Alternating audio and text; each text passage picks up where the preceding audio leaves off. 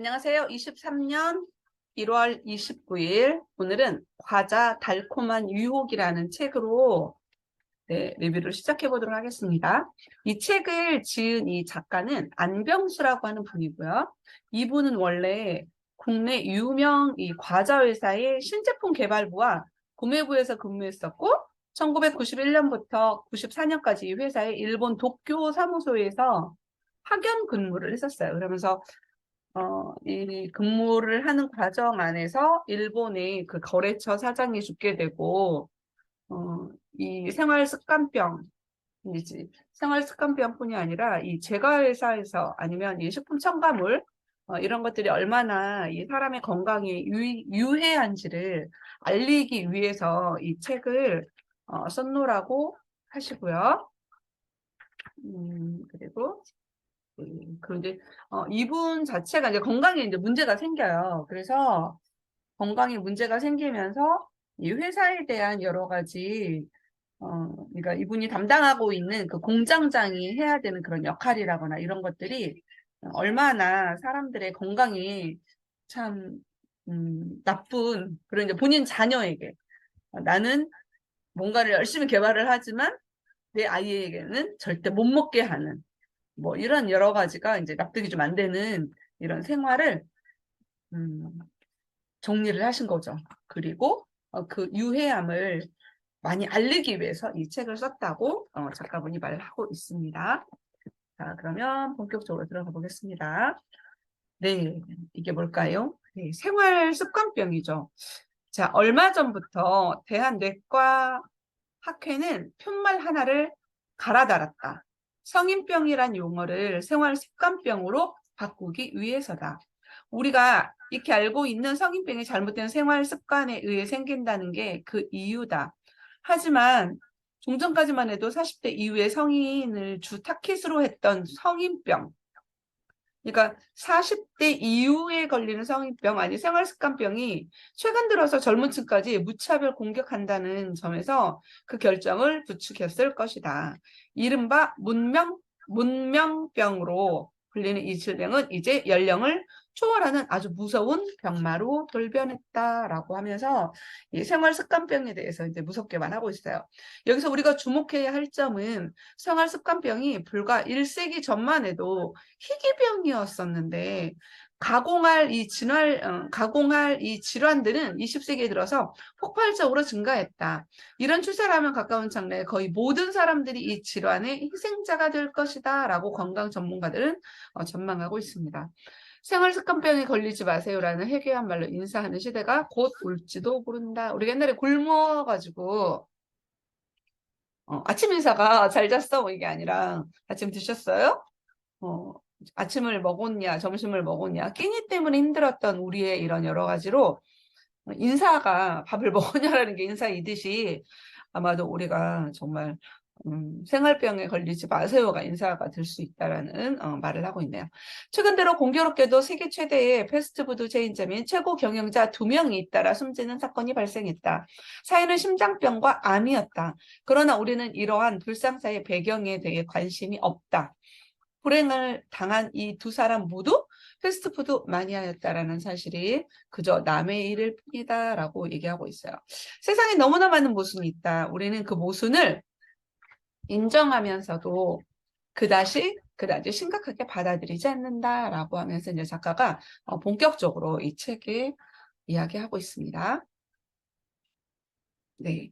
아이들의 건강권, 부모 손에 달려 있다. 부모는 아이들을 보면서 꿈을 키웁니다. 그 꿈 가운데 가장 절실한 것은 아마 건강하게 자라는 것일 텐데 태어나면서 아토피 피부염 증상을 보이는 아이가 신생아의 30%가량이 되고 소아 비만율도 해마다 증가하고 있고 12세 아이들의 충치 유병률은 55%를 넘는다고 합니다. 이외에도 천식, 소아당뇨, 소아암 등 이전에 보기 어려웠던 질병들이 아이들의 건강한 미래를 빼앗고 있다라고 이제 말하고 있어요. 저도 워낙에 이제 아이들을 많이 상담하는 일을 하고 있잖아요. 그리고 이제 아이들을 제가 이렇게 보면서 느끼는 게 뭐냐면 그 아이를 키웠을 그 부모의 정성을 제가 보는 첫 번째가 뭐냐면 아이들의 일을 봅니다. 네. 그래서 상담하면서 아이를 일을 볼 때, 아, 이 부모는 되게 아이에게 정성으로 아이를 키우고 있구나를 사실은 제가 표현은 안 하지만 머릿속으로는 나름 또 생각을 하고 있죠. 그래서 아, 이 부모는 아이에게 굉장히 정성을 들이고 이런 여러 가지도 신경 쓰고 있는 게 이제 아이의 그 충치율 그리고 아이들이 요즘에 막 금속으로 되고 많이 하고 있잖아요. 그래서 그걸 보면서 좀 사실은 여러 가지 좀 생각을 하는 척도이기도 합니다. 제가 그래서 어, 참 우리 주변에서 너무나게도 볼 수 있는 이런 상황들이죠. 우리 아이들이 하루 종일 먹는 것을 꼼꼼하게 들여다보아야 합니다. 우리 아이의 생명을 지켜내고 살려내는 먹거리인지 서서히 병들게 하는 먹거리인지 날로 늘어가는 첨가물과 설탕이 아이들이 쩔어 사는 것은 아닌지 살펴봐야 됩니다. 라고 하면서 참 우리 아이들의 먹을거리 안정성에 대한 경각심을 참 다시 한번 좀 생각을 해봐야 되지 않을까라고 생각이 드네요. 시작에 앞서서 자, 이 작가 이야기입니다. 나는 한때 유명한 제과 회사의 중견 간부였다. 내가 하던 일은 과자 신제품을 개발하는 업무였다. 나는 과자를 사랑했고 과자 만드는 일에 큰 보람을 느끼고 있었다. 나는 과자 업계에 몸담게 된 것을 정말 잘했다고 생각했고 항상 재미있게 또 열심히 일했다. 그러나 과유불급이라고 했던가 나의 회사 생활이 정말 회사 생활에 암세포 같은 혹이 생기기 시작하면서 이제 한마디로 이제 건강에 문제가 생기기 시작을 하면서 이 작가가 거래처였던 일본 그 사장님을 찾아가게 되면서 이미 죽었다라고 하는 그 소식을 접하면서 그 원인이라는 여러 가지로 굉장히 충격을 받고 이 책을 쓰게 된 사실은 또 계기이기도 했죠. 첫 번째, 오랜만에 일본에 다녀오고 난 업무에 복구하고 나서 되게 무엇보다 본인이 느끼는 게 있었대요. 무엇보다 피곤하다는 생각이 자주 들었다. 이유 없이 무기력을 느끼는가 하면 때때로 몽롱해지는 경우도 있었다. 단지 컨디션이 좋지 않을 때마다 느끼는 일시적인 현상이 아닌 것 같고 차츰 그 빈도도 잦아지는 느낌이었고 나이를 먹고 있는 거였나? 이런 생각까지 좀 들었었대요. 그리고 그때까지 병원 신세를 진 기억이라고는 거의 없었대요. 그래서 이제 이 작가가 했던 게 뭐였냐면 첫 번째는 담배를 끊고 뭐 늘 굉장히 좀 애연가가 아니었기 때문에 금연은 그렇게 큰 어려움이 없었대요. 그리고 또 운동을 시작했대요. 그래서 조깅을 하기 시작했대요.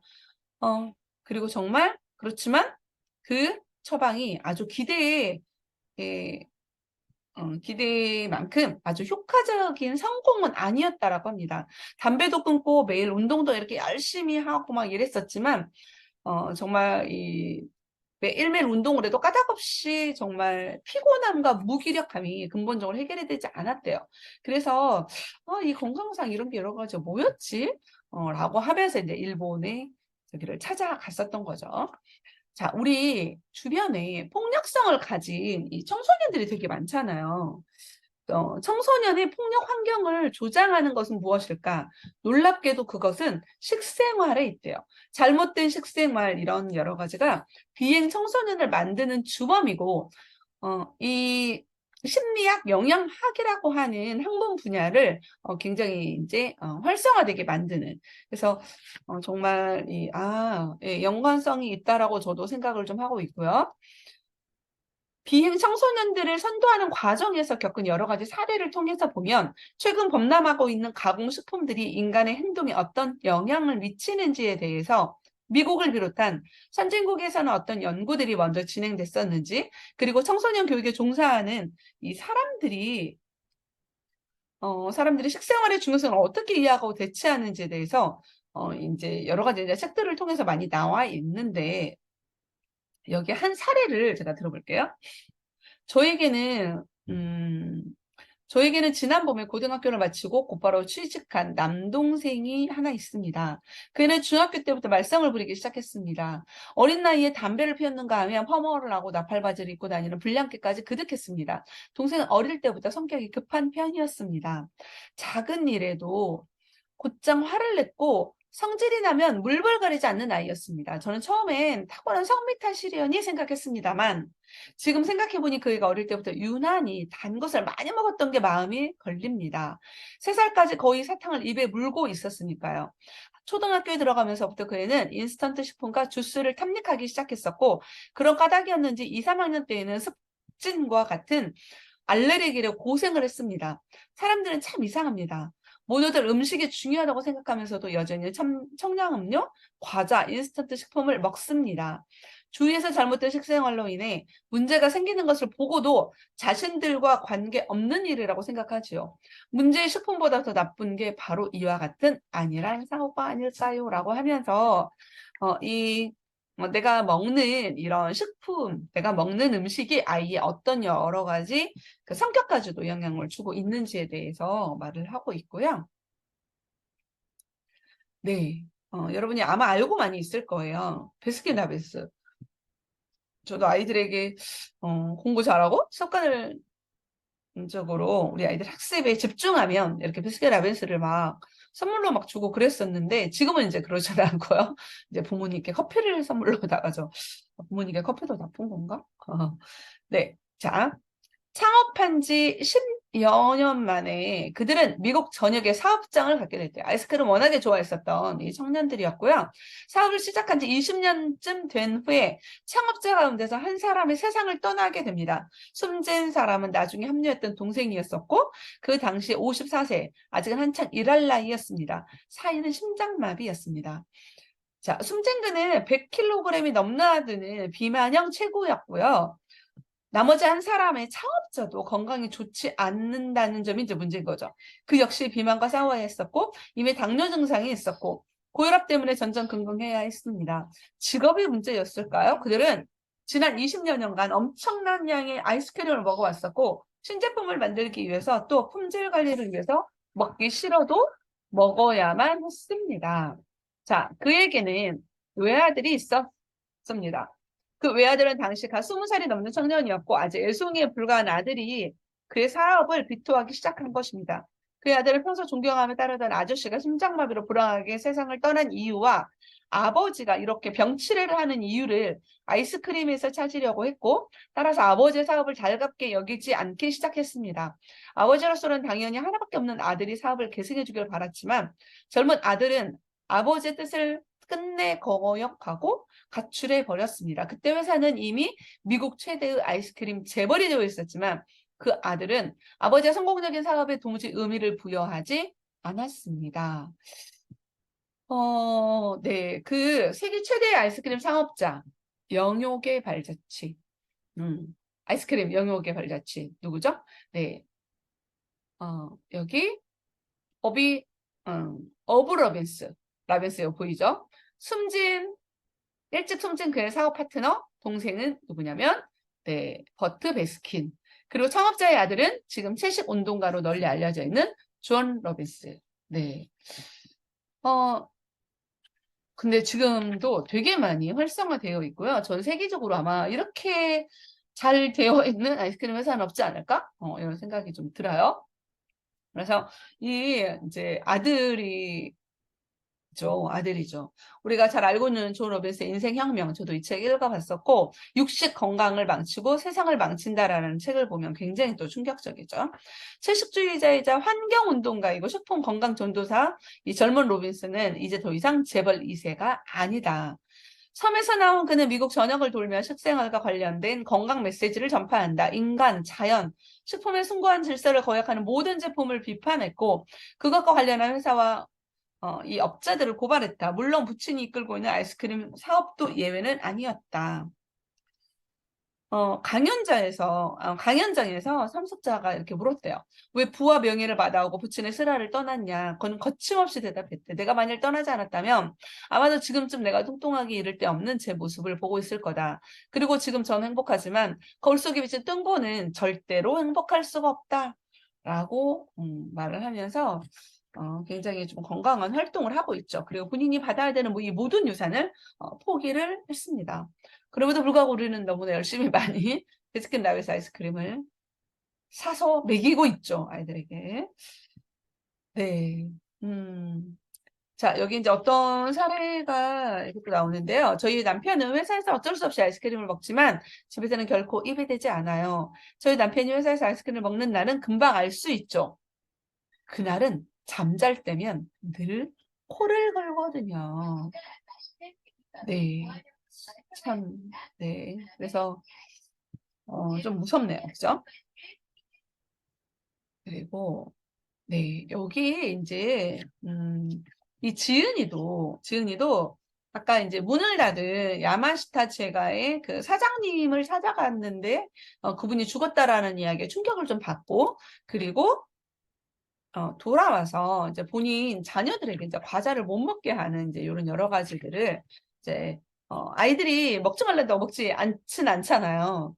어, 그 당시에 이 작가는 가장 큰 애로가 건강 문제였대요. 가끔씩 무기력해지고 몽롱해지고 그런 빈도가 잦아지는 느낌이 좀 심해지면서 항상 피로가 몸에 붙어 있었고 이제 30대부터 느끼기 시작했던 이 문제들이 40대 들어서 더 심각해졌었고 분명히 나이 탓은 아닌 것 같고 물론 담배도 끊은 지 오래됐고 특별한 경우만 빼고 매일 조깅도 이렇게 했었고 그렇지만 건강이 나빠지고 있는 이런 생각이 조깅이라는 무기를 앞세워 써도 불안감을 이렇게 평정이 되지 않았대요. 그리고 그 근본적인 해결책이 되어지지 못하고 점점 매일 하고 있는 일에서 흥미를 느끼지 못했었대요.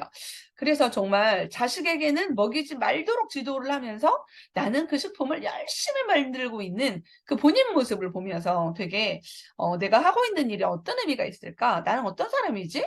이런 여러 가지를 이제 생각을 해보게 되는 계기가 됐다라고 합니다. 그러면서 이제 아까 그 야마시타 일본의 그 유명한 슈크림 회사 제과점을 찾아가고 그 사장의 죽음에 충격을 받고 돌아와서 어떻게 됐을까요? 네, 당장 과자 회사를 그만뒀죠. 내가 과자 회사를 그만두고 약 일주일쯤 지난 시점이었다. 나는 더 이상 죄가인이 아니었다. 그동안 많은 정신적 갈등을 겪었지만 결단을 내리기는 어렵지 않았다. 돌이켜보면 나의 결단을 도와준 사람들이 꽤 많았다. 아까 그 일본의 그 제과점 사장님, 그리고 베스킨 씨, 로빈슨 부자, 그리고 베첼로 회장, 그리고 결정적으로 내 결심을 도와준 사람은 바로 아까 그 야마시타 네, 사장이었다라는 거. 어, 그 죽음은 결코 나 혼자만 한 일이 아니었다. 그것은 베이커리 업계의 문제이고, 제과 업계의 문제고, 가공식품 업계의 문제다. 그것은 결국 나의 문제이자 동료들의 문제이고, 나아가 가족과 이웃을 포함한 소비자의 문제이다. 언젠가 사석에서 동료 한 사람이 농담조로 한 말이 생각이 났다. 자신은 무슨 일이 있어도 공장장은 하지 않겠다는 것이다. 그가 그 말을 한 이유는 간단했다. 공장장은 이상하게 만년에 건강 문제로 고통을 받는다는 것이었다. 그는 그런 말을 하며 알고 있는 사람들을 하나하나 꼽아 나갔다. 듣고 보니 그랬다. 그렇기 때문에 공장장 부임 전에 푸닥거리를 잘해야 된다며 농담한 적이 있었다고 합니다. 그리고 제가 회사의 공장장, 그들은 명실상부한 과자 전문가들이다. 그들은 과자를 위해 청춘을 바친 사람들이고 누구보다 과자를 많이 먹어온 사람들이다. 그뿐만 아니라 공장장직을 수행하기 위해서 앞으로도 계속 과자를 먹어야 한다. 왜냐하면 그 직책에서 가장 중요한 요소가 제품의 품질이고 그 품질 관리를 위해서는 입안의 혀만큼 훌륭한 검증 수단이 없기 때문이다. 그래서 제가 회사의 공장장들은 계속 과자를 먹으면서 이제 맛을 봐야 되는 업무가 있는 거죠. 이 작가가 이제 건강에 문제가 생기게 되면서 귀요폰과의 결별이라는 점에서 다를 바 없지만 중독 현상은 훨씬 덜할 것이다. 하지만 일주일쯤 지난 그 시점에 나는 약간의 금단 현상을 경험하고 있었다. 입이 허전해졌고 몸속에서는 알지 못할 긴장감이 느껴졌고 과자를 끊는다 하면 단맛에 대한 금욕을 뜻한대요. 내가 멀리해야 할 식품은 비단 과자뿐만이 아니라 청량 음료 그리고 단맛을 내는 모든 식품들이다라는 거죠. 그러면서 이 아이들에게 이제 잔소리를 하기 시작한 거죠. 그래서 정말 아이 입장에서 아빠가 자신이 좋아하는 과자 회사에 다니다가 갑자기 그만두고 변절을 하더니 자기에게도 막 강제적으로 과자를 못 먹게 하고 막 잔소리를 하고 막 그러니까 냉장고에 있는 콜라, 청량음료를 다 버려버린 거죠. 그리고 그 냉장고 문을 열은 그 아이의 실망스러운 그 표정. 이러면서 이제 물을 먹이기 시작하고, 이러면서 정말 냉장고를 다 비우고 막 이러면서 과자 끊기를 이제 시작을 하면서 중학교 1학년인 아들에게, 네, 가장 쉬운, 이제 설득을 합니다. 어떻게? 자, 이제 들어보세요. 이 인슐린에 대해서 설명을 합니다. 우리 몸 안에는 신기한 물질이 있어. 과학자들은 그걸 인슐린이라고 불러. 너 호르몬 알지? 들어봤지? 호르몬이라는 거는 우리 몸 안에서 저절로 만들어지는 물질이야. 우리가 공부를 하거나 활동을 할 때 꼭 필요한 물질이야. 인슐린도 이러한 호르몬이야. 아빠가 오늘 갑자기 인슐린에 대해서 이야기하는 건 이 호르몬이 우리 건강에 너무나 중요하기 때문이야. 이 호르몬에 문제가 생기면 무서운 병이 걸려. 당뇨병이나 중풍 같은, 중풍. 네. 중풍 많죠. 마비되고. 이게 뭐 때문이라고요? 인슐린, 호르몬. 네. 당뇨나 중풍 같은 병이 그거고, 몸이 뚱뚱해진다. 암의 원인이 될 수가 있는 거죠. 그런데 이 인슐린은 설탕을 싫어해. 우리 몸 안에 설탕이 들어오면 그것을 치워버리려고 하지. 만약 설탕이 한꺼번에 많이 들으면 어떻게 되겠어? 인슐린이 그걸 치우느라 무진해를 쓰는 거야. 그래서 어떤 일이 자주 생기면 인슐린이 그만 지쳐버려. 인슐린이라는 호르몬은 굉장히 중요한 일을 하지만 참을성이 없는 게 문제야. 인슐린이 지쳐버리면 결국 아까 얘기했던 그 무서운 병에 걸리게 되는 거야. 원래 단 것을 많이 먹는 사람은 이가 금방 썩지. 하지만 이가 썩는 건 문제가 아니야. 그거 문제도 아니야. 아빠가 오늘 냉장고에 있는 걸 모두 치워버린 이유 알겠어? 과자나 콜라 같은 것에는 설탕이 무진장 많이 들어있거든? 그런 건 알고 있지? 아빠가 요즘 과자를 안 먹는 이유가 그 때문이야. 그런데 과자는 그거 문제뿐만이 아니라 과자 속에는 몸에 해로운 기름 성분이 많이 들어있어. 이 기름을 먹으면 우리 몸의 세포가 허약해져. 세포가 뭔지 알아? 세포가 우리 몸을 구성하는 모든 작은 알갱이를 말하거든. 집이 벽돌로 이루어져 있지? 우리 몸은 세포로 이루어져 있다고 생각하면 돼. 세포는 우리 몸을 만드는 벽돌이나 마찬가지야. 세포가 허약해지면 어떻게 되겠어? 사람이 힘을 못 쓰지. 그리고 정상적인 활동에 지장이 생기지.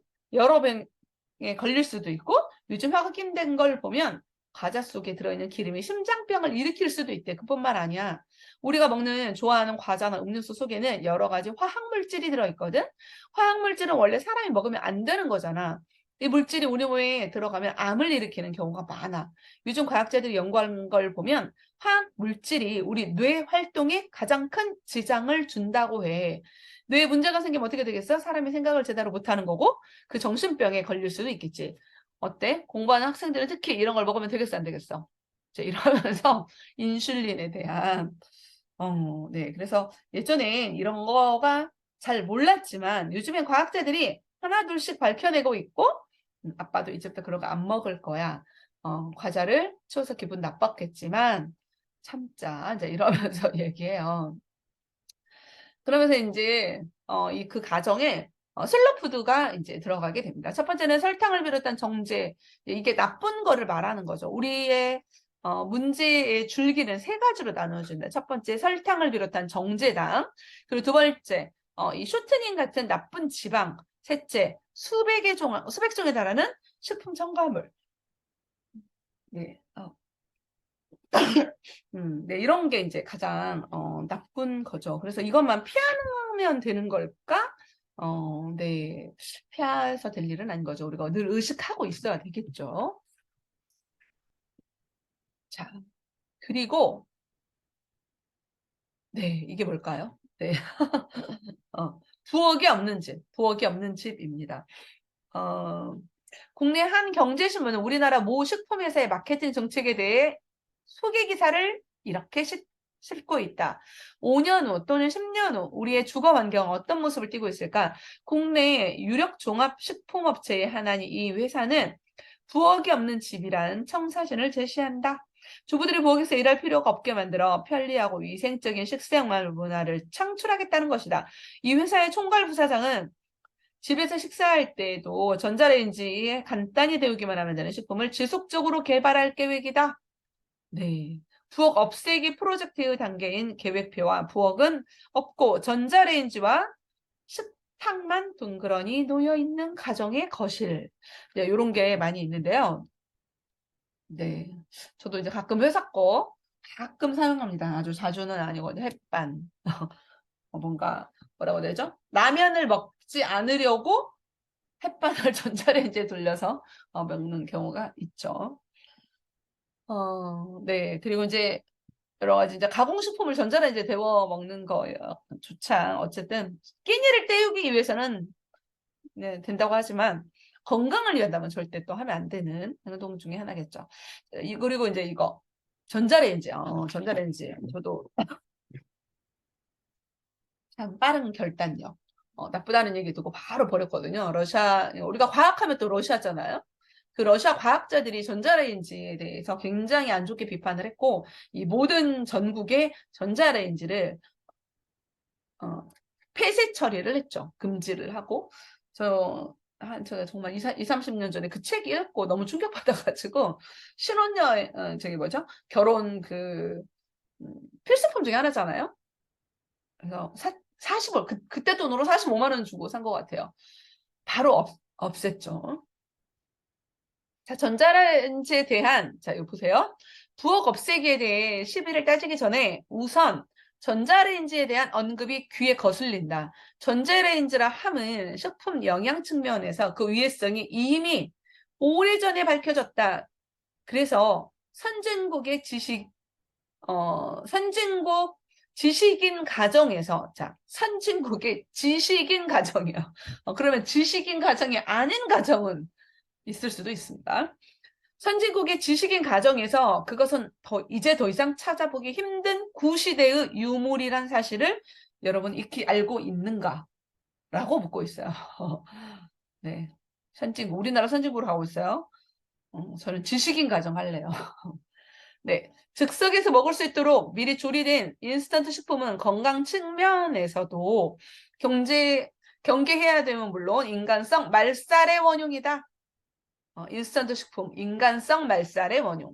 네, 오늘날 많은 건강 전문가들이 이구동성으로 지적하는 이 문제가 바로 먹거리의 인스턴트화라는 사실이다라고 말하고 있습니다. 네, 자 그러면 이제는 네, 여기가 하나 더 남았네요. 자, 가공식품입니다. 이게 가공식품이죠. 네. 저도 오늘 햄 사가지고 김치찜 하려고 그랬는데. 가공식품을 끊으면 달라지는 좋은 10가지 현상에 대해서 말하고 있어요. 자, 첫 번째, 밥맛이 좋아졌대요. 작가 이야기예요. 밥맛이 좋아졌대요. 두 번째는 소화불량 증상이 없어졌대요. 세 번째, 푹 잘 수 있다. 그리고 네 번째, 잃어버린 새벽을 되찾았대요. 자, 아침 시간의 가치는 낮 시간의 4배에 해당한대요. 나도 과거엔 아침형 인간이었다. 학창 시절은 물론 사회 나가서 한동안은 새벽 시간을 줄여 활용했다. 특별히 할 일이 없는 날에도 이른 새벽에 깨어서 있는 경우가 많았고 모두들 잠들어 있는 그 새벽의 그윽함이 좋았고 무료로 제공하는 무한정 정막이 좋았다. 그런데 이 가공식품을 끊고 나서 예전의 새벽 모습이 가슴에 느껴졌고요. 산뜻한 새벽의 모습은 그날만이 아니었다. 다음 날에도 찾아와 주었고 그 다음 날에도 찾아와 주었고 또 그 다음 날에도 똑같은 모습으로 나를 찾아와 반겼다. 이게 얼마만인가 참으로 오랜만에 경험하는 소중한 해우였다. 네, 그리고 다섯 번째는 머리가 맑아졌대요. 식생활을 바꾸고 놀랍게도 머리가 맑아지기 시작했다. 네, 그리고 나를 더욱 고무시킨 건 한동안 잃어버렸던 독서 산매가 다시 가능해졌다라고 합니다. 여섯 번째, 피로감이 사라지고 몸이 가벼워졌고 눈에 충혈 현상이 없어졌고 여덟 번째, 감기 걸리지 않았고 아홉 번째, 변비 증상이 사라졌고 10번, 이가 시리지 않았다. 네, 가공식품을 끊고 달라진 10가지 현상. 네, 저는 가공식품을 많이 먹는 편이 아니어서 첫 번째 저는 밥맛이 좋고요. 네, 소화불량 없고 푹 잘 자고요. 새벽 시간 좋아하고 머리가 맑고 그러니까 독서한다라는 것 자체가 머리가 맑다라고 생각하시면 됩니다. 피로감이 사라졌고 피로감 별로 없고요. 저도 늘 가볍죠 몸이. 충혈 현상 없고 감기에 걸리지 않는 게 벌써 한 10년 돼가는 것 같아요. 뭐 잠깐씩 저기는 이렇게 있었겠지만 변비 증상 없고 이가 시리지 않고 네. 오늘 제가 맡은 책의 내용은 이제 여기까지예요. 그래서 참 이제 대부분 이 초반에 이 책 초반 내용을 제가 지금 다 거의 짚은 거고요. 갑자기 레인지, 과자, 가공식품 다 멀리하고 싶은 생각이 더 많이 드네요. 이 중에 뭐라도 내가 실천하면 좋겠죠. 네. 그래서 다시 한번 좀 경각심을 불러일으키는 좋은 책이었고, 네. 박신홍 리더님 어떠셨어요? 가공식품이 나쁜 거 알고 안 먹으려고 부단히 노력은 하는데, 음. 같이 가족끼리 들으니까 은결이가 경각심을 가졌을 것 같아서 감사해요. 아, 과연 경각심이 들었을까? 연결해도 이가 건강하지 않아요? 건강하죠? 건강하도록 제가 엄청 잔소리를 했죠. 밥 먹자마자 양치하라. 음. 왜냐면 제가 너무 치아가 어릴 때 과자를 많이 먹어서 다쳐먹기 때문에 내가 진짜 그 과자 많이 고통을 먹었어요? 어려서 고모부가 조카들한테 예쁘다고 과자를 맨날 선물 박스로 사왔어. 그 고모부아가 미워 지금은. 고모부 왜 그랬어? 엄마는 너무 바쁘니까 그런 것까지 신경 쓰지 않으시고 어, 귀찮으니까 양치 안 하고 다 음, 썩었지 뭐 다 썩었어. 맞아, 진짜 치아 안 좋잖아. 응. 그렇구나. 그래서 네. 은결이는 잘 키우리라 하고서 음, 거의 안 맞아요. 썩었어. 저도 치아가 완전 좋은 편은 아니고, 저도 이제 안 좋은 편이죠. 양쪽 다 있으니까. 근데 저도 생각하니까 어렸을 때 진짜 과자 많이 먹었거든요. 그러니까, 시골인데도 과자를 많이 먹을 환경은 아니었는데, 저는 유난히 좀 좋아했어요. 그래가지고, 그리고 막, 되게, 그래서 다 알아요. 애들이. 양복희가 과자 좋아했던 거 다 알거든요. 근데 지금 생각하니까 제가 위아래 전부 다 어금니가 다 이렇게 씌워져 있거나 이제 아래는 임플란트까지 들어가 있는데, 네, 정말, 아까 그 선진국의 지적인 가정이라는 게, 저는 되게 참, 그래서 우리 선진국 지적인 가정, 얼마나 참 이런 여러 가지가 좀 똑똑하느냐, 똑똑하지 않느냐의 차이인 것 같아요. 네, 다시 한번 또 가공식품뿐만이 아니라 우리가 먹거리, 그래서 성인병이 정말 생활 습관병으로 옮겨졌고 40대 이후의 성인병이 아니라 이제는 전 연령이 생활 습관병이라는 게 참 무섭네요. 네, 맞아. 오늘은 여기까지 마치고 다음에 더 좋은 책으로 만나도록 하겠습니다. 오늘 저밖에 없었어요. 괜찮아요. 덕분에 너무 감사합니다. 잘했어요. 네, 네. 좋은 시간 되세요. 음. 네.